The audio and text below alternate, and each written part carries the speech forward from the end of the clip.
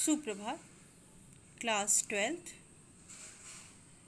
जनसंचार में आज आप लोग मुद्रित जो माध्यम हैं उनके बारे में अध्ययन करेंगे। जनसंचार में जो मुद्रित माध्यम हैं वो हैं अखबार, पत्रिकाएं, पुस्तकें आदि।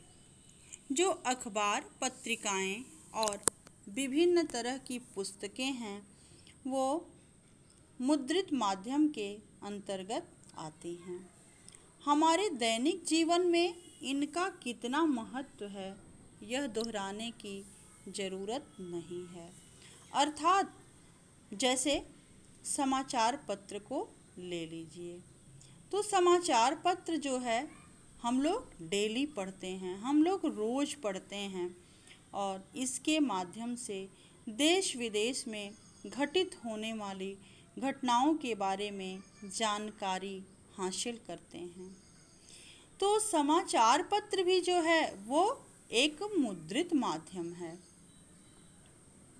और पत्रिकाएं, जैसे कुछ पत्रिकाएं साप्ताहिक होती हैं, पाक्षिक होती हैं और मासिक होती हैं।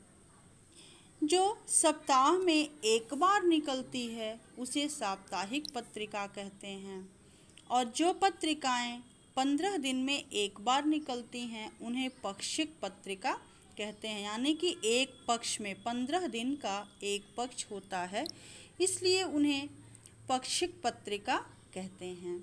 और जो पत्रिकाएं महीने में एक बार निकलती हैं उन्हें मासिक पत्रिका कहते हैं। तो अखबार के बाद पत्रिकाएं आती हैं। सप्ताह में एक बार निकलने वाली पत्रिकाएं जो होती हैं साप्ताहिक होती हैं और उन पत्रिकाओं को आप सप्ताह भर में पढ़ते हैं। लेकिन अखबार को एक दिन की ही घटना उसमें रहती है और एक दिन की घटना एक दिन में ही आप पढ़ते हैं। अगला दिन जब आता है तो दूसरा समाचार पत्र आता है और आप उसको पढ़ते हैं। उसे आप आराम से और धीरे धीरे पढ़ते हैं। क्या करते हैं? मुद्रित माध्यम को आप आराम से और धीरे धीरे पढ़ते हैं। जैसे समाचार तो आपको दूरदर्शन पे भी दिखाए जाते हैं, लेकिन वो एक निश्चित समय में बोला जाता है और बोल करके ख़त्म हो जाता है। आप एक निश्चित समय में उसको सुनते हैं, ठीक है। हर एक घंटे पे अगर समाचार आ रहा है तो अलग अलग तरह का वही समाचार बार बार आप नहीं पढ़ सकते हैं। लेकिन समाचार पत्र में आप एक दिन की घटना को धीरे धीरे पूरे दिन में जब चाहें तब पढ़ सकते हैं। पढ़ते हुए उस पर सोच सकते हैं और अगर कोई बात समझ में नहीं आती है तो उसे चिंतन मनन करके दोबारा या जितनी बार इच्छा करे उसे बार बार पढ़ करके आप समझने की कोशिश कर सकते हैं। कभी कभी कोई चीज़ होती है जो एक बार पढ़ने से समझ में नहीं आती है, जब उस पे आप गहन चिंतन करते हैं, उस पे अपना दिमाग का जोर डालते हैं, तब आपको समझ में आ जाती है। तो जो समाचार पत्र हैं उसमें आपको अगर कुछ नहीं समझ में आता है तो 2 बार 4 बार पढ़ने की सुविधा है और उसे पढ़ करके आप समझ सकते हैं। यही नहीं, अगर आप अखबार या पत्रिका पढ़ रहे हों तो आप अपनी पसंद के अनुसार किसी भी पृष्ठ और उस पर प्रकाशित किसी भी समाचार या रिपोर्ट से पढ़ने की शुरुआत कर सकते हैं। समाचार पत्र में आप चाहें तो पहले 10वां पेज पढ़ें, आप चाहें तो पहले 5वां पढ़ें, आप चाहें तो पहले पहला पढ़ें। लेकिन जो समाचार दूरदर्शन पे दिखाए जाते हैं उसमें ये सुविधा नहीं है। उसमें जो पहले आना है वो एक निश्चित समय पे ही आएगा, उसके बाद आगे का आता जाएगा। लेकिन समाचार पत्र में ऐसा नहीं है।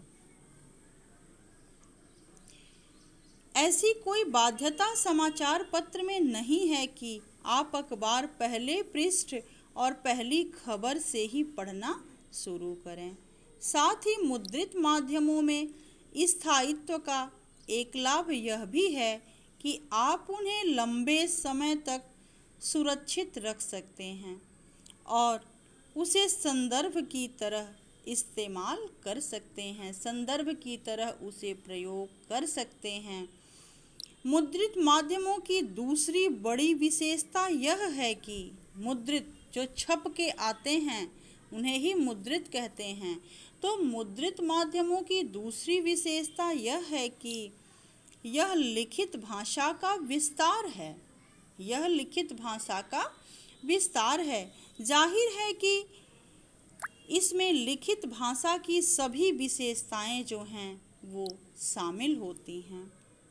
लिखित और मौखिक भाषा में सबसे बड़ा अंतर यह है कि लिखित भाषा अनुशासन की मांग करती है, त्रुटिपूर्ण होती है। लिखित भाषा जो है वो अनुशासित होती है, वो त्रुटि रहित होती है, उसमें किसी तरह की कोई त्रुटि नहीं होती है। लिखित मतलब जो लिखा हुआ है, समाचार पत्र, पत्रिकाएं और पुस्तकें, बोलने में एक स्वतः स्फूर्तता होती है, लेकिन लिखने में आपको भाषा, व्याकरण, वर्तनी और शब्दों के उपयुक्त प्रयोग का ध्यान रखना पड़ता है। इसलिए मौखिक भाषा की अपेक्षा लिखित भाषा को अधिक महत्व दिया गया। पुस्तकें हैं, जैसे हम कितनी पुरानी पुरानी पुस्तकों को पढ़ते हैं, जैसे रामायण है, महाभारत है, मुंशी प्रेमचंद का उपन्यास है, जयशंकर प्रसाद का है। अगर ये मुद्रित माध्यम नहीं होते तो हम इन रचनाओं को, इन पुस्तकों को नहीं पढ़ पाते। यानी कि जो मुद्रित माध्यम है, इसी के द्वारा हम अपने इतिहास की जानकारी हासिल करते हैं, इतिहास की पुस्तकों को पढ़ते हैं। धन्यवाद।